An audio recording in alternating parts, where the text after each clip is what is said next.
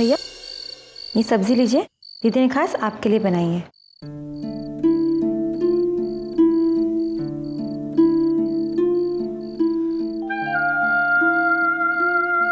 अरे रानी, खाना क्यों नहीं खा रही? ढंग से खाना खाओ। आरशात पाहिले स्वतःला कितनी दुबली पतली हो गई है। हाँ, अरे माँ बनने जा रही हो, ढंग से खाना खाओ। निधि, तिला एक पोळी दे, तूप लावलेली।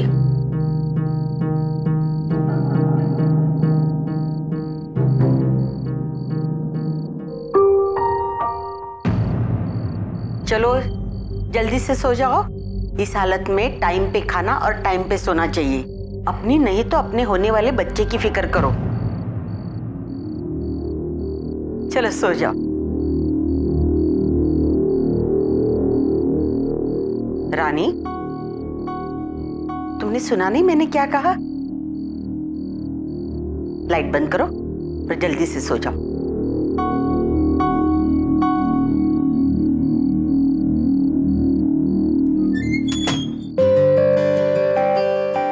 दीदी बिल्कुल नींद नहीं आ रही है, वो स्कूल वाली कहानी सुनाओ ना। लेकिन माँ जी ने सोने को कहा ना।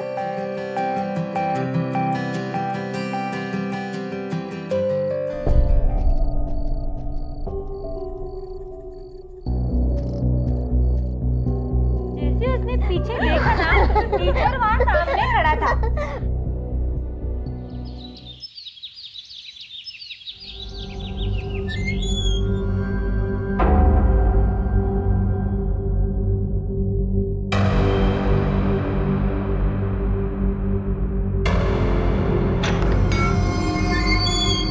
कहाँ जा रही हो स्नेहा?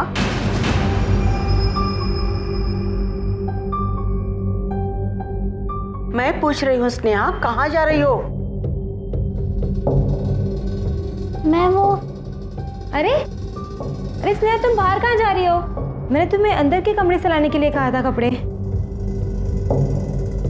कोई बात नहीं, गलती से गई होगी। आओ प्रसाद ले लो।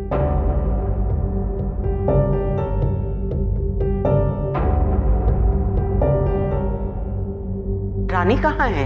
वो अंदर कमरे में। ठीक है।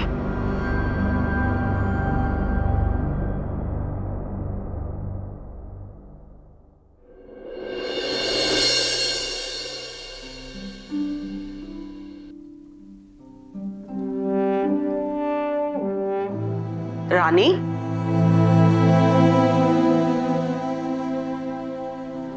आज का दिन तेरे लिए बहुत ही खास है। आज मैंने बापा से तेरे लिए खास प्रार्थना की है। बिल्कुल काळजी करू नकोस। निधि तुझे संभाल कर हॉस्पिटल लेके जाएगी। ले प्रसाद ले ले।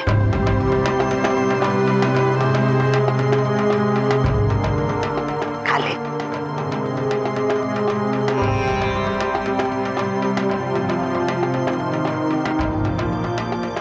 भारत में लड़कियों के लिए शादी करने की कानूनन उम्र 18 साल है, लेकिन इस घर में 4 नाबालिग लड़कियां गर्भावस्था में रह रही थी। सवाल था क्यों? इतनी कम उम्र की लड़कियों का गर्भवती होना एक गंभीर विषय था। लड़कियों को घर से बाहर जाने की मनाही थी, तो क्या इन लड़कियों को जबरदस्ती इस घर में रखा गया था? और इतना ही नहीं, जहां एक तरफ घर की मुखिया सावित्री गायकवाड़ घर में एक नए मेहमान के आने की उम्मीद पर खुशियां जता रही थी, वहीं दूसरी तरफ उसी बात पर रानी के चेहरे पर आखिर डर क्यों नजर आ रहा था?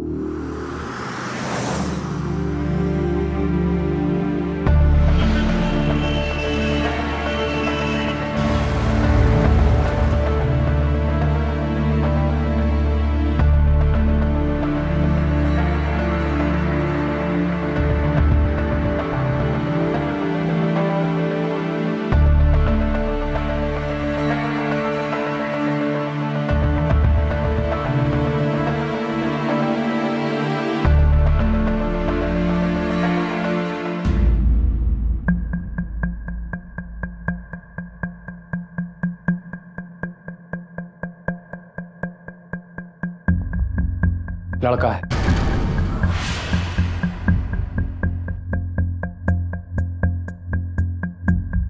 मुझे सुरेश और रितेश से बात करनी होगी।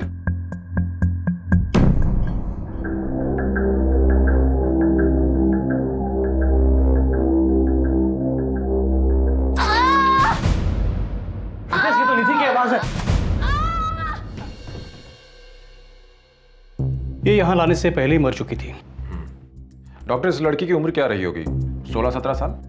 जी हाँ, पर और एक बात, ये लड़की प्रेग्नेंट थी और बाकी बातें तो पोस्टमार्टम रिपोर्ट आने के बाद ही पता चल सकती है। क्या नाम है आपका? Sir Prem Kumar sir. Sir इसमें हमारी कोई गलती नहीं है सर। सर वो लड़की अचानक हमारी गाड़ी के सामने आ गई, मैंने उसे बचाने की पूरी कोशिश की सर, आप यकीन मानिए। ठीक है, अभी आप जा सकते हैं, लेकिन अगर बाद में जरूरत पड़ेगी तो आप लोगों को यहाँ आना पड़ेगा। ठीक है सर। श्रीराम, इनका स्टेटमेंट लिख लो और जहां पर एक्सीडेंट हुआ है वहां पर जाकर लोगों से पूछताछ करो और देखो क्या पता चलता है। Okay sir.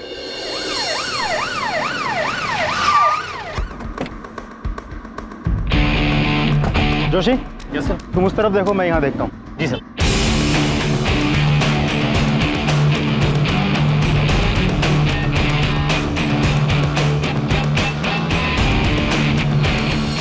कल रात को इस लड़की का एक्सीडेंट हुआ था यहाँ, कुछ बता सकते हो? हाँ साहब, ऐसा हुआ कि कल रात जब मैं दुकान बंद करके जा रहा था तभी वो लड़की भागी आई। शायद कुछ लोग उसका पीछा कर रहे थे। तुमने उन लोगों को देखा था जो उस लड़की का पीछा कर रहे थे? नहीं साहब, मैं काफ़ी दूर से देख रहा था और जब एक्सीडेंट हुआ तो मैं यहाँ से चला गया। अब मुझे लगा कहीं पुलिस आई तो मुझे। अच्छा, लड़की किस तरफ से भाग कर आ रही थी? वो साहब वो सामने वाली गली से, वहाँ से।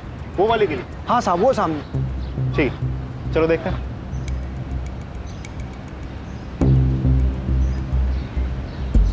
लड़की इस तरफ से भाग के आई थी। अरे यहाँ तो सीसीटीवी कैमरा लगा हुआ है।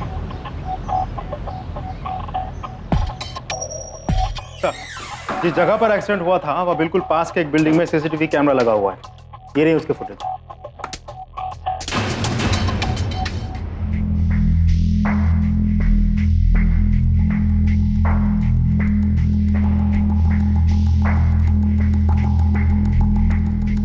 इसमें तो किसी की शक्ल नजर नहीं आ रही, लेकिन हमें इन दोनों आदमियों को ढूंढना बहुत जरूरी है, क्योंकि एक प्रेग्नेंट लड़की, वो भी नाबालिग, जान बचाकर भाग रही थी। आखिर ऐसा क्या किया था इन दोनों लोगों ने? अच्छा, इस लाश की पहचान हुई? कौन है लड़की? नहीं सर, आसपास के पुलिस स्टेशन में भी तस्वीर भेजी गई थी, लेकिन कोई इंफॉर्मेशन नहीं मिली। शालू दीदी। हाँ बोलो। शालू दीदी। हाँ बोलो ना। ये रानी दीदी कहाँ है? अब वो वापस क्यों नहीं आई? और ये निधि दीदी को भी सिर पे चोट लगी है, क्या हो रहा है ये सब? कुछ नहीं स्नेहा, रानी कहीं गई है ना, वो आ जाएगी वापस, तुम चिंता मत करो। क्या बातें हो रही है?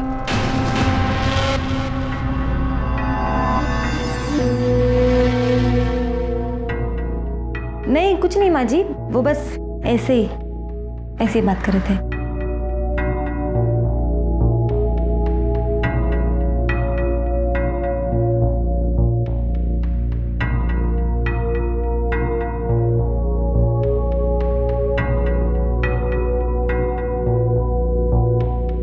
पोस्टमार्टम रिपोर्ट सर, हमने सब जगह पता कर लिया, सब जगह पूछताछ कर ली, लेकिन किसी को भी इस लड़की के बारे में कुछ भी नहीं पता। श्रीराम, इस तरह तो इस केस को सॉल्व करना मुश्किल हो जाएगा।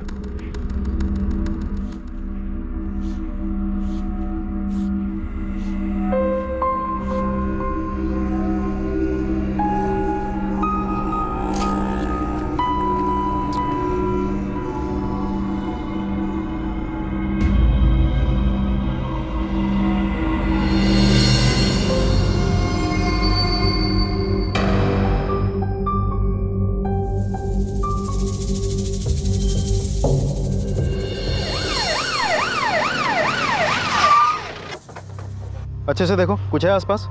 कब देखा तुमने ये सब? साहब मैं झाड़ू लगा रहा था, जैसे ही मैंने देखा 100 नंबर पे डायल किया और आप लोगों को बता दिया। गौरव, फिटनेस को एनालिसिस के लिए भेज दो। जोशी, आसपास के लोगों से पूछताछ करते हैं, शायद हमें कुछ पता चल जाए। जी साहब। सर वो केस भी कुछ ऐसा ही था, बच्चे को 18 हफ्तों में गिराया गया था, वो भी लड़का ही था। श्रीराम, एक काम करो, जिस एरिया में वो डस्टबिन था वहां पे जितने भी भ्रूण हत्या और इलीगल अबॉर्शन के केसेस रिपोर्ट हुए हैं, उन सब रिपोर्ट्स की कॉपी निकलवाओ। Okay sir.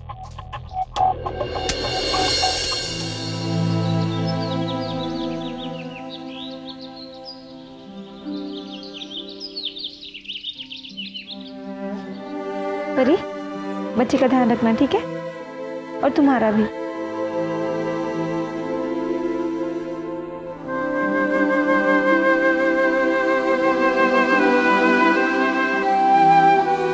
निधि, गाड़ी में बिठा दो परी को। चलो चलो जल्दी करो, लेट हो रहा है। चलो।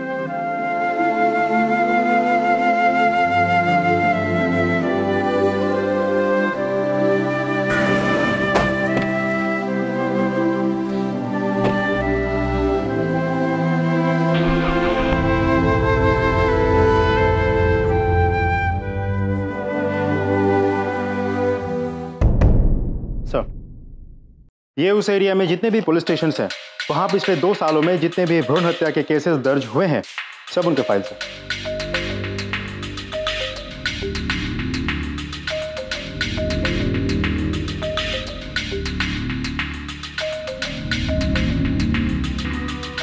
इन सारे केसेस में जितनी भी अबॉर्शंस हुए हैं सब लड़कों के हुए। ये कन्या भ्रूण हत्या के बारे में तो मैंने बहुत सुना था, पर यह तो मामला उल्टा ही है।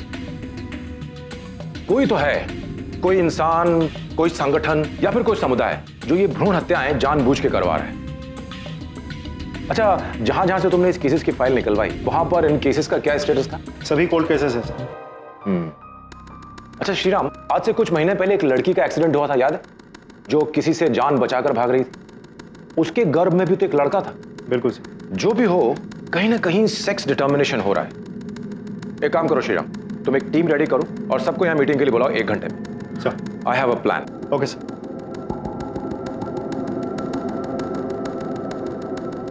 ये वो सारे इलाके हैं जहां पर मेल फिटसेस पाए गए, यानी इसका मतलब ये हुआ कि इस इलाके के बीच में ही सेक्स डिटर्मिनेशन हो रहा है। अब आपको करना यह है कि इस इलाके में जितने भी मैटरनिटी हॉस्पिटल्स हैं वहां जाना है और पता करो कि कौन से डॉक्टर्स ऐसे हैं जो समाज के सामने तो सीधे बनते हैं लेकिन बंद दरवाजे के पीछे सेक्स डिटर्मिनेशन का धंधा चलाते हैं।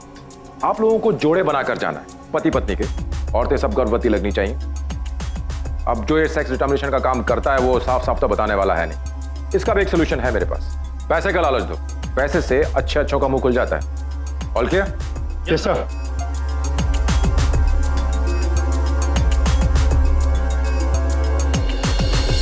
पुलिस के सामने एक बड़ा खुलासा हुआ था, एक अनसुना और असाधारण मामला। इतने बड़े पैमाने पर मेल फीटिसाइड यानी कि नर भ्रूण हत्याएं की जा रही थी। पुलिस के लिए यह बेहद चौंकाने वाला मामला था, लेकिन ऐसी अनसुनी घटना की आखिर वजह क्या थी? सिर्फ मेल फीटस का मिलना। इस बात में दो राय नहीं थी कि इस इलाके में सेक्स डिटर्मिनेशन यानी कि लिंग निर्धारण किया जा रहा था, जबकि हमारे देश में बच्चे का सेक्स डिटर्मिनेशन करना कानूनन अपराध है। हमारे देश में कुछ समुदाय ऐसे हैं जहां लड़कियों को लड़कों से ज्यादा महत्व दिया जाता है, दहेज लड़कों को देना पड़ता है। तो ऐसे में कुछ परिवार लड़कों को एक बोझ की तरह से देख सकते हैं। तो क्या इस सब के पीछे ऐसे ही किसी समुदाय के लोगों का हाथ था, या फिर कोई अंधविश्वासी बलि चढ़ाने के नाम पर इस जुर्म को एक सोचे समझे तरीके से अंजाम दे रहा था? आखिर ऐसी कौन सी वजह थी जो इतनी घिनौनी और ऐसी असाधारण हरकत के लिए लोगों को उकसा रही थी?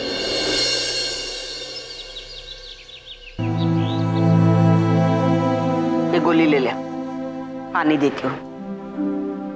जब पेट से होते हैं ना तो ऐसा दर्द होता ही है। अपने बच्चे के लिए ऐसी तकलीफ तो सहनी पड़ती है।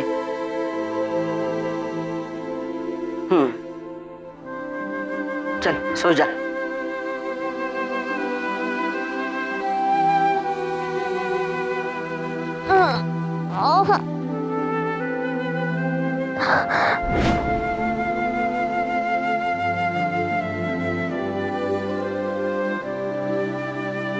स्नेहा भात खाच्छिस ना केनो? माँ बेटे बेहतर होच्छे। क्या हुआ मेरी बेटी को? बाबा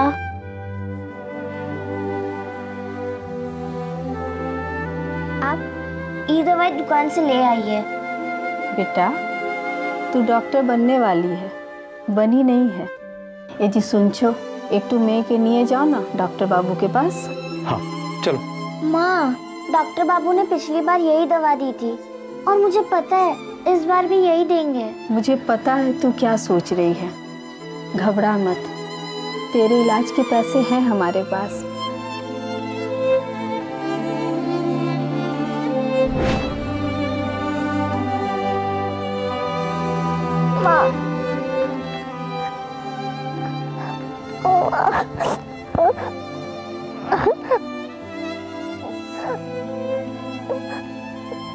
डॉक्टर साहब, हमारे पास पैसों की कोई कमी नहीं है, घर में लक्ष्मी है, हमारी एक बिटिया है, हमें बस एक बेटा चाहिए जो हमारे परिवार का नाम आगे बढ़ाए। तो हम दोनों की विनती है, बस टेस्ट करवा के हमें इतना बता दीजिए कि हमें बेटा होगा या बेटी।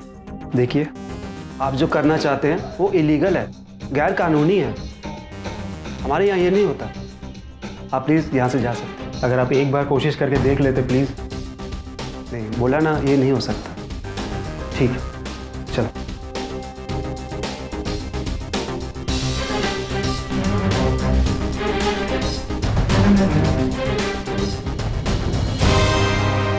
हाँ श्रीराम, सभी गायनेकोलॉजिस्ट के पास जाके पता करो, लेकिन अगर वो ना कह दें तो फिर उनके स्टाफ से पूछो, क्योंकि ऐसे काम में सिर्फ गायनेकोलॉजिस्ट अकेले नहीं होंगे, उनका कोई ना कोई स्टाफ भी शामिल होगा।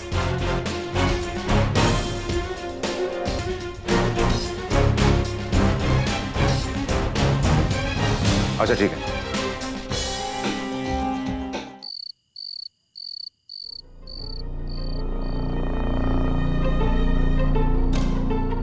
नेहा, तुम तो तैयार नहीं हुई? बाहर दीदी तेरे कब से इंतजार कर रही है। दीदी, मुझे कोई टेस्ट वेस्ट नहीं कराना, मुझे कहीं नहीं जाना। क्यों नहीं जाना तुझे? पता है तुझे तू क्या बोल रही है? भूल गई तू कहाँ है?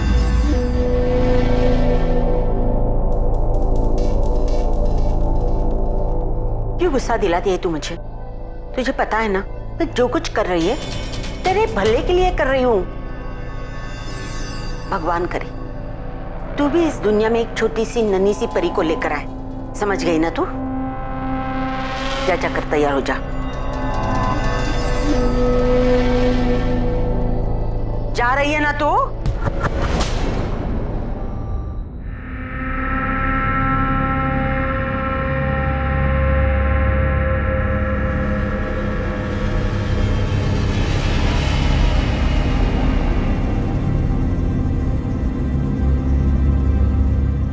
मुबारक हो, लड़की है, फिक्र की कोई बात नहीं।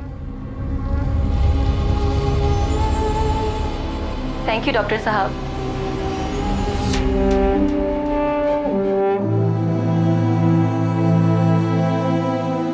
देखा, डर रही थी, लड़की है ना।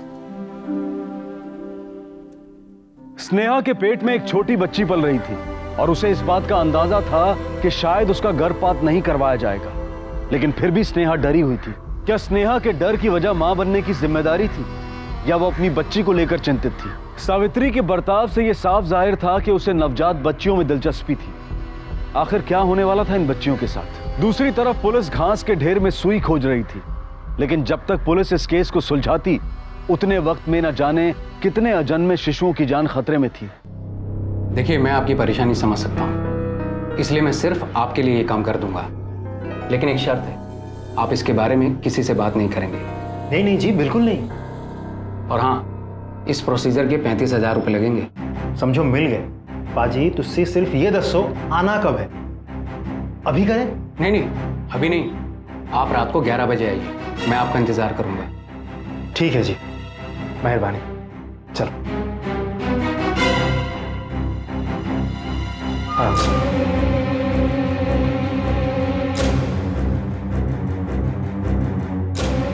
सर, रात के 11 बजे बुलाए हमें, 35,000 मांगे हैं। ये डॉक्टर साहब MBBS और MD की डिग्री लेके बैठे हैं, आज इनको एक और डिग्री देते हैं। आइए आइए। डॉक्टर साहब, आप अकेले ही हो क्या? आपके साथ और कोई नहीं है? हाँ, अभी तो मैं ही हूँ, वैसे इसके लिए मैं खास स्टाफ रखता हूँ, लेकिन आज जरा वो छुट्टी पे है। लेकिन आप टेंशन मत लीजिए। मैडम, आप लेट जाइए प्लीज।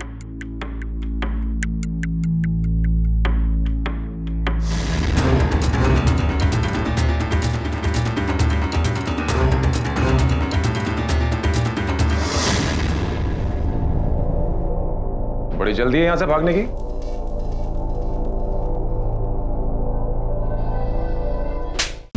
मैंने क्या किया सर? बता, तेरा इलीगल धंधा कब से चल रहा है?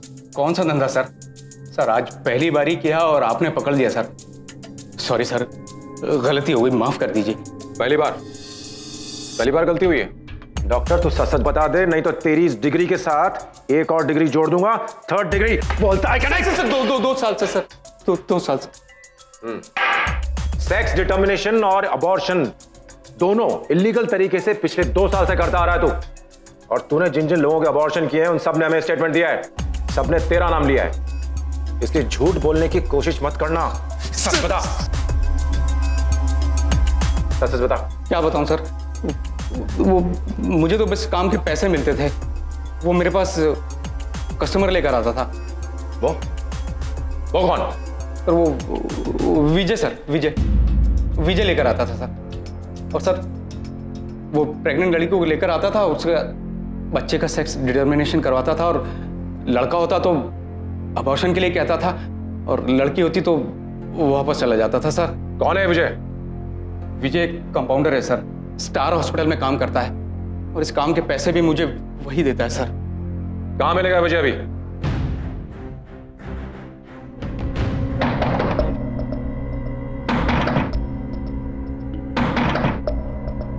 कौन है भाई?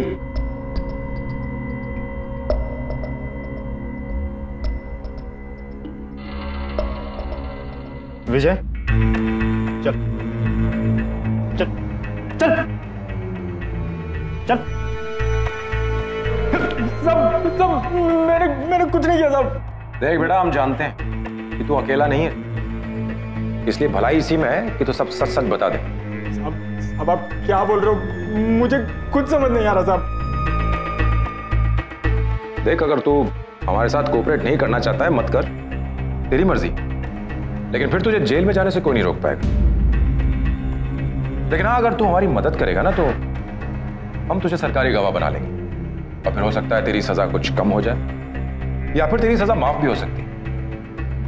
सोच ले। क्यों, मदद करेगा ना?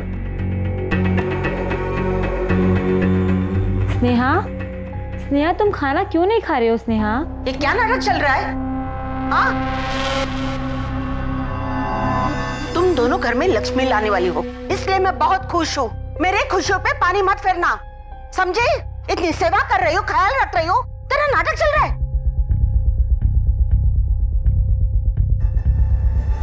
ले, खा ले। देख, मैं तुझे चोट पहुंचाना नहीं चाहती, तू मुझे इसके लिए मजबूर भी मत करना। वो भी तो पेट से है ना, वो रो रही है, चुपचाप खाना खा रही है ना।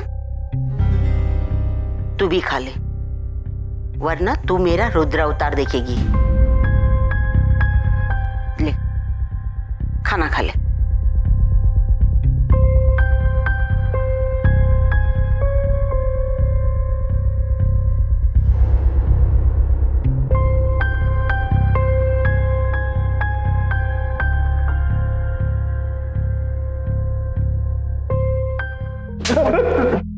सच सच बता।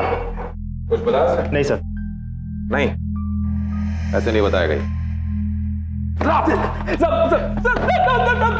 मैं बताता हूँ साहब, मैं सब बताता हूँ साहब।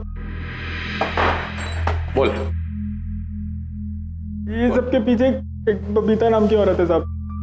बबीता ही मेरे को फोन करके बताती थी कि लड़की कब आने वाली होती थी। डॉक्टर साहब को तैयार करके उनकी मदद करना, उनको पैसे देना, ये सब मेरा काम था साहब। बबीता का आदमी मेरे को आकर पेमेंट देता था। ये बबीता कहाँ मिलेगी इस वक्त? सर, बबीता कहाँ मिलेगी ये बोल नहीं सकते, पर हाँ, मैं एक आध बार उससे उसके जूही नगर वाले अड्डे पर मिला हूँ साहब। इसका फोन दो उसे। ये ले। चल बबीता को फोन लगा और उससे पूछ के कहाँ है वो इस वक्त। स्पीकर पर डाल।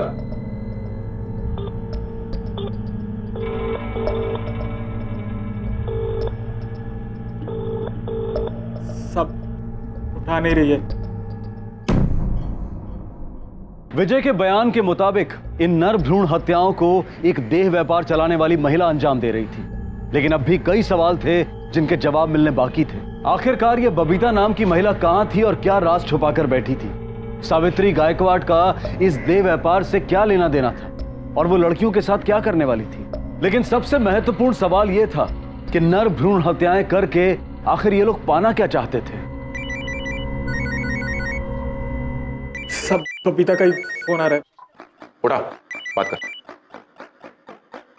हेलो बबीता मैडम, किधर हो आप? क्यों, तेरा को इससे क्या मतलब? हाँ क्या मैडम, मैं सोच रहा था कि अभी आपके जूही नगर वाले अड्डे पे आऊं, आप कोई अच्छी लड़की दिखाती तो मजा आ जाता। वैसे तो मैं बाहर जा रही थी, अब तुझसे मिलके ही जाती हूँ। तू भी क्या याद रखेगा, आ जा। ठीक है, मैं आता हूँ अभी थोड़ी देर में। जूही नगर में ये सब।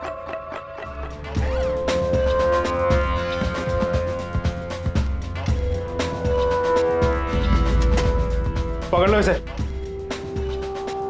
क्या? चले, मैंने क्या किया? जितने कमरे सब पे छापा मारो जल्दी।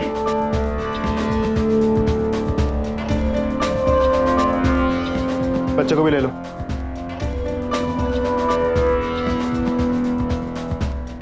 चल बता, सच क्या है? साहब कुछ मांडुली, आप बस बोलो, इस केस को यहीं पर सेटल करते हैं ना? अच्छा, विजय को जानती है? उसने तेरे कारनामों के बारे में सब कुछ बता दिया है। देख, जो कुछ भी जानती है ना, सच सच बता दे, भलाई इसी में है तेरी। क्या साहब, आप कुछ भी बोलते हो? मैं धंधा चलाती हूँ, सब कुछ सावधानी से करती हूँ। वो विजय, वो जो कुछ कह रहा है ना, वही करता होगा। मेरा उससे कोई लेना देना नहीं है।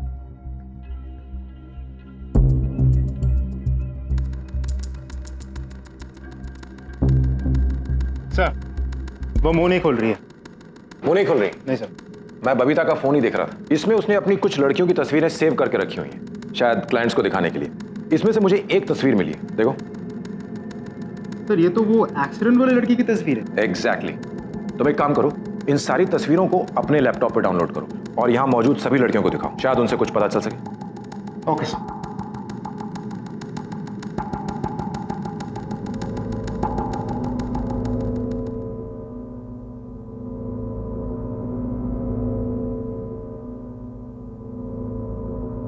इस लड़की को पहचानती हो? हाँ। हमें बता सकती हो लड़की कहाँ मिलेगी?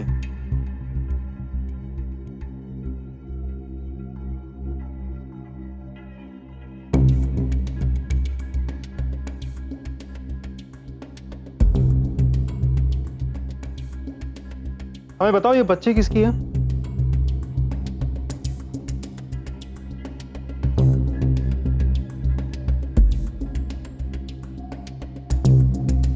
बेटा डरो मत, इधर आओ। ये बच्चे तुम्हारी हैं?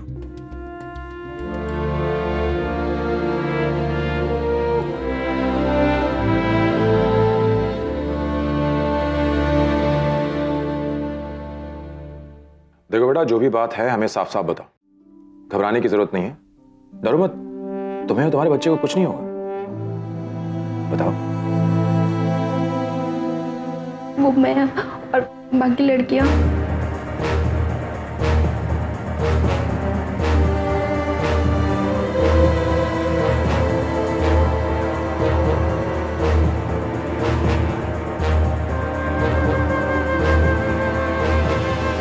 बेटा, तुम ये जो सावित्री बता रही हो, इसे पहचान सकती हो?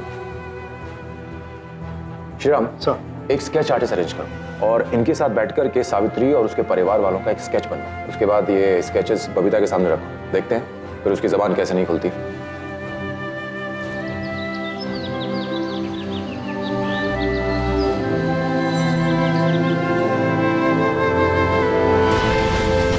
किंतु केनो, तुझे शादी क्यों नहीं करनी? देखो स्नेहा, आकाश बहुत पैसे वाले घर से है, वो तुम्हारा बहुत ख्याल रखेगा। ना बाबा, हम এখন বিয়ে করব না।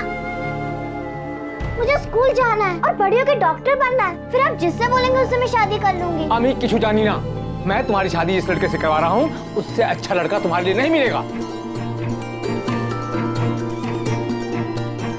ए स्नेहा, सुन तो।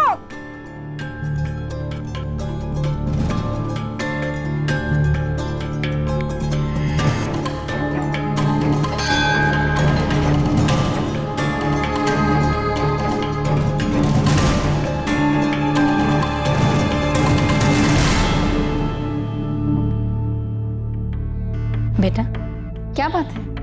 तुम बहुत परेशान दिख रहे हैं। ये लो प्रसाद खाओ।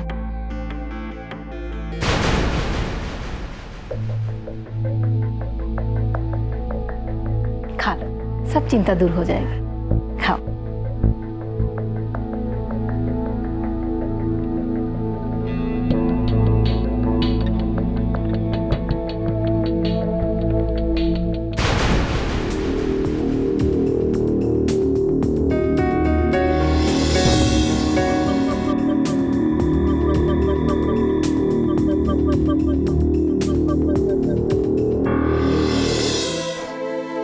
अरे स्नेहा, तुम यहाँ क्या कर रही हो? दीदी, कुछ समय के लिए मुझे अकेला छोड़ दीजिए।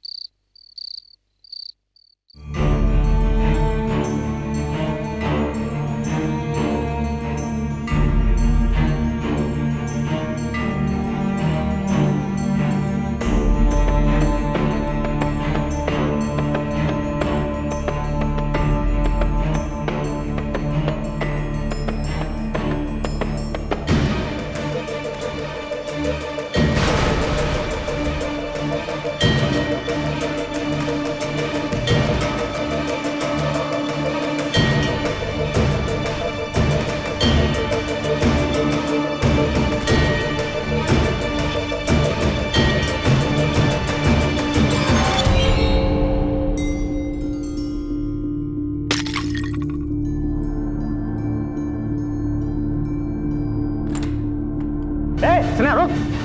अरे क्या हुआ? अरे भागो भागो, पकड़ो उसे। और तुम दोनों, अगर इसने फिर से भागने की कोशिश की ना तो उसके हाथ पैर तोड़ दो। सिर्फ बच्चा पैदा करने के लायक छोड़ो उसको, समझे? किसी भी महिला के जीवन में गर्भावस्था एक अहम समय होता है, लेकिन अगर ना चाहते हुए भी किसी महिला को गर्भ धारण करना हो तो वही समय उसके लिए असहनीय हो सकता है। 14 साल की स्नेहा के लिए एक असंभव समय साबित हो रहा था। एक छोटी सी बच्ची को इतना दर्द सहना पड़ रहा था। स्नेहा नहीं चाहती थी कि जो कुछ उसके साथ हुआ है वही सब कुछ उसकी बेटी के साथ भी हो। क्या स्नेहा की तकदीर में भी रानी की तरह ही अंत लिखा था, या फिर उसकी बेटी के जीवन की शुरुआत अंधेरे में ही होनी थी? इसे पहचानती?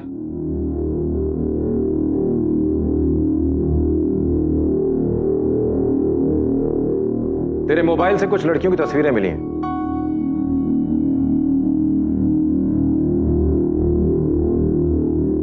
सच सच बता दे कि लड़कियां कहां हैं, क्योंकि अगर हमें ढूंढना पड़ा तो तुझे बहुत भारी पड़ेगा। क्योंकि हम उन्हें ढूंढ तो लेंगे ही, लेकिन तू जिंदगी भर जेल में सड़ेगी। इसलिए सच सच बता दे। साहब मैं अलग अलग जगह से धंधा चलाती हूँ। मेरे नीचे कई मैनेजर लोग भी रखे हुए हैं। कभी कभी लापरवाही की वजह से कोई लड़की पेट से हो जाती है तो हम उसे गायकवाड़ के घर भेज देते थे। सावित्री मेरी पुरानी दोस्त है। मैं उसे प्रेग्नेंट लड़कियों को रखने के लिए पैसे देती थी और चौथे महीने बाद हम विजय के जरिए उनकी सोनोग्राफी करवाते थे। अगर लड़का रहा होता तो हम उसे वहीं गिरवा देते थे, क्योंकि उससे हमें कोई फ़ायदा नहीं होता था, और लड़कियों को हम रख लेते थे। लड़कियों के बड़े हो जाने पर हम उन्हें बाहर बेच देते थे। 10-12 साल की कमली लड़की का बाहर गाँव में अच्छा दाम मिलता है साहब। अच्छा इन्वेस्टमेंट है साहब, इसलिए हम उनकी बच्चियों को पालते हैं। अब ये बता कि सावित्री का घर कहाँ है?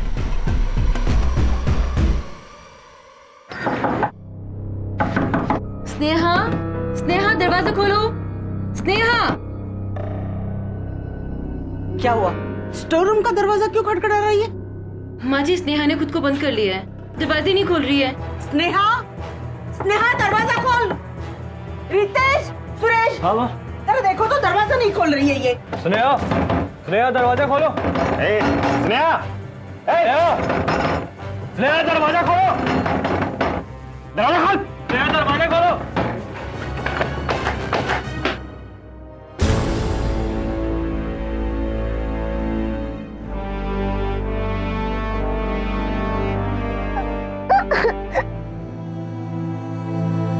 सर, लड़कियों को महिला आश्रम छोड़ दिया गया और उनसे उनके घरों का पता लेकर लोकल पुलिस स्टेशन में खबर कर दी गई है। Very good Shreya. अच्छा, वो लड़की स्नेहा, उसका क्या हाल है? सर, फिलहाल तो हॉस्पिटल में है, पर डॉक्टर्स कहते हैं बहुत जल्द डिस्चार्ज कर देंगे। गुड।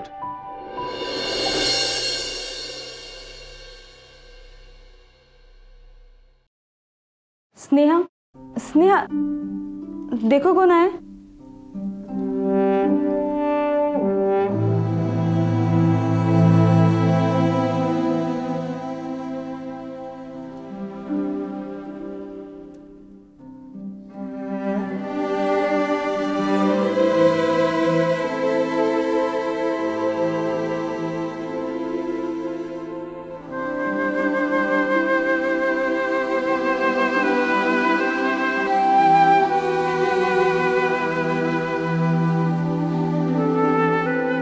बेटा,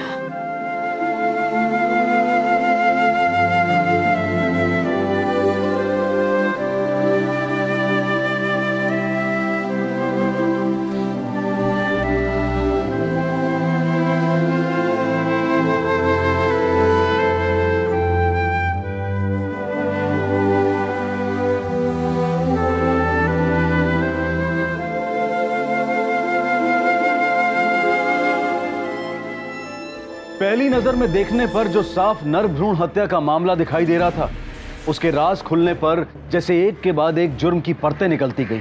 अपहरण, देह व्यापार, सेक्स डिटर्मिनेशन, गैर कानूनी तौर पर गर्भपात, नाबालिग बच्चियों का शोषण। इस केस ने इन सभी घिनौने अपराधों का जैसे पिटारा खोल कर रख दिया। बबीता, सावित्री और उसके साथी इस वक्त पुलिस की हिरासत में हैं और उन्हें अपने इस जुर्म के लिए कड़ी सजा मिलने की उम्मीद है। गौर करने वाली बात यह है कि ऐसे न जाने और कितने देह व्यापार के कारोबार देश में गुप्त रूप से चलते हैं और उन लड़कियों की आवाज कई बार कानून के कानों तक पहुंच ही नहीं पाती। कितने परिवार ऐसे होते हैं जो देह व्यापार में घिरी अपनी बेटियों के साथ पूरी तरह से संपर्क तोड़ देते हैं और उन लड़कियों के पास देह बाजार में रहने के अलावा और कोई रास्ता नहीं बचता। एक तरफ देवी की तरह पूजा और दूसरी तरफ उसके साथ ये सब। हम सब के लिए ये सोचने वाली बात है।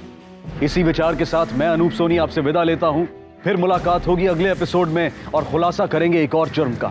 तब तक अपना और अपने परिवार का ख्याल रखें और देखते रहें क्राइम पेट्रोल डायल 100। सबक एक को सीख हम सबको। जय Hind. If you want to enjoy more Crime TV content like this, please subscribe to our channel and click the bell icon.